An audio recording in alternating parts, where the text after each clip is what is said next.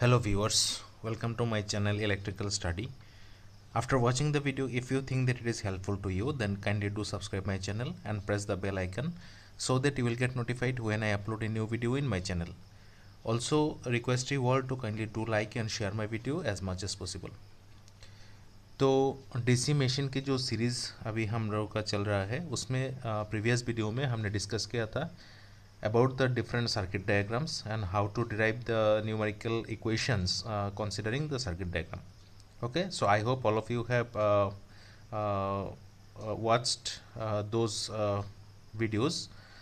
अगर आप लोगों ने अभी तक वो वीडियो को वॉच नहीं किया तो उसका जो लिंक होगा प्लेलिस्ट का वीडियो का डिस्क्रिप्शन बॉक्स में होगा. सिंपली डिस्क्रिप्शन बॉक्स विजिट करके आप लोग पहले उस वीडियो को वॉच कीजिए जिससे जो बेसिक कॉन्सेप्ट होगा वो क्लियर हो जाएगा. Right.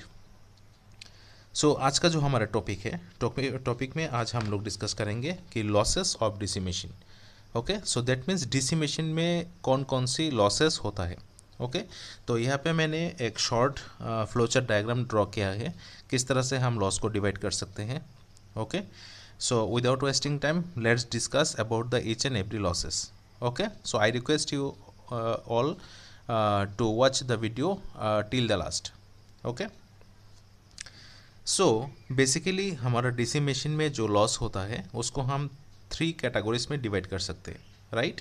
The first of all is copper loss, second one is iron loss and third one is mechanical loss. Right. अभी जो हमारा कॉपर लॉस है, फर्स्ट ऑफ ऑल हम लोग कॉपर लॉस के बारे में डिस्कस करेंगे.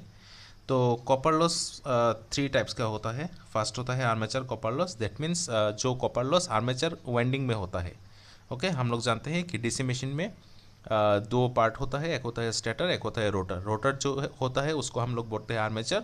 और आर्मेचर में क्या होता है, कॉपर कंडक्टर्स होता है.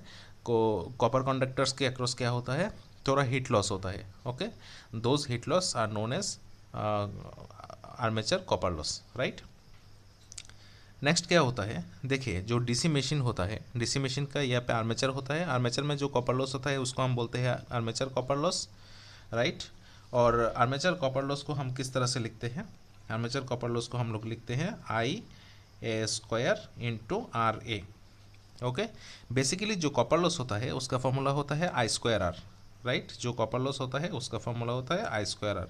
तो क्योंकि यहाँ पे आर्मेचर कॉपर लॉस को हम लोग कंसीडर कर रहे हैं इसीलिए इसके लिए जो करंट होगा वो आर्मेचर करंट होगा और जो रेजिस्टेंस होगा वो आर्मेचर का रेजिस्टेंस होगा. Right.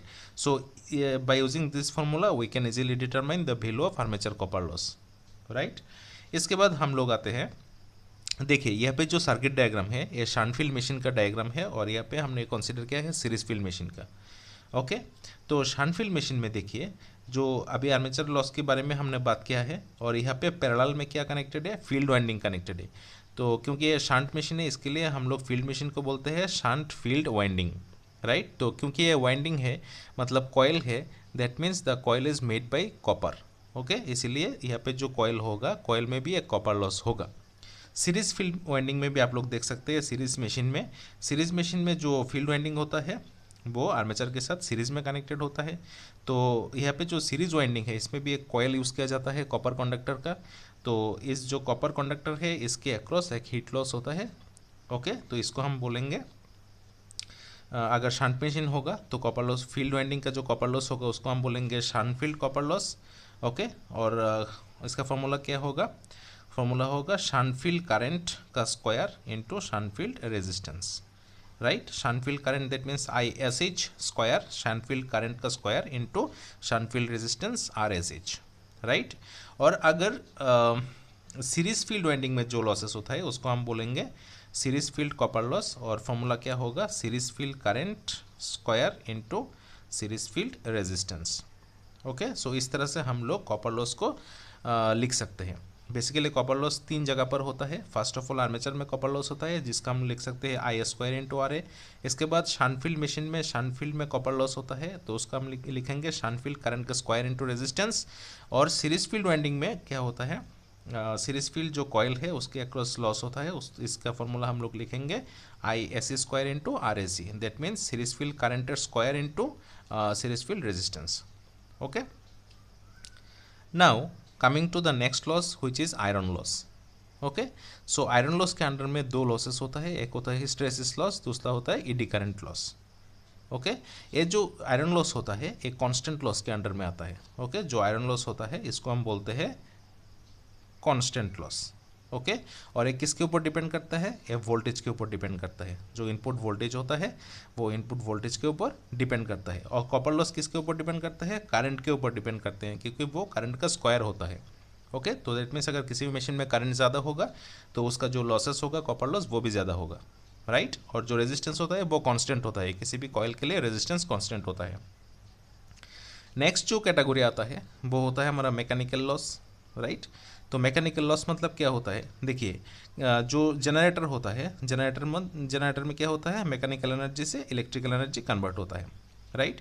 तो मैकेनिकल एनर्जी मतलब क्या होता है, mechanical rotational energy, rotational force उसमें हम अप्लाई करते हैं। इसके बाद जो शेफ्ट होता है मशीन का वो एक स्पीड में रोटेट करने लगता है।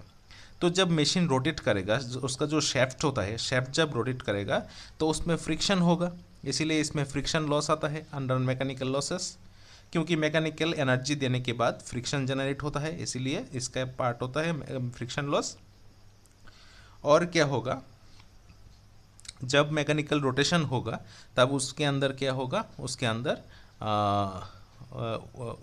Wind that means air fluctuation, air pass होगा, राइट। ड्यूरिंग एयर पासेज क्या होगा, यहाँ पे जो विंडेज लॉस होगा। ओके ये जो दोनों लॉसेस होता है, दोनों लॉसेस को एक साथ हम लोग बोलते हैं स्ट्रे लॉस। अगर आप लोग किसी भी न्यूमेरिकल प्रॉब्लम को सॉल्व करने जाएंगे तो वहाँ पे क्वेश्चन में हो सकता है the stray loss of the machine is 720 watt, okay, or 800 watt like that. So if अगर ये स्ट्रे लॉस मेंशन किया होगा that means वो friction loss and windage loss एक साथ होगा।